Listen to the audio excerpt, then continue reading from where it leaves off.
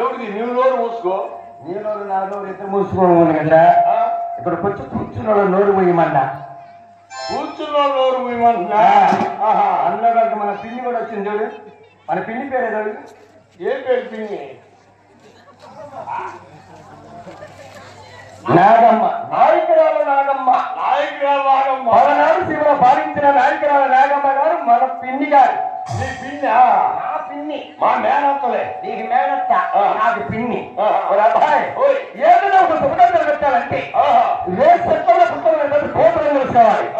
వాళ్ళందరూ చేసి నీకు నాకు మన చేసి తన్నగా ముచ్చన్నగా కూర్చున్న వాళ్ళ మూతిలు వీళ్ళంటారంట. రే మన గురువు గారు ముందుగా మహానుభావులు మహాకవులు గొప్ప గొప్ప పండితులు తెలుసుకున్నారు. అవునవును, పలుకులు తెలుసుకున్నారు.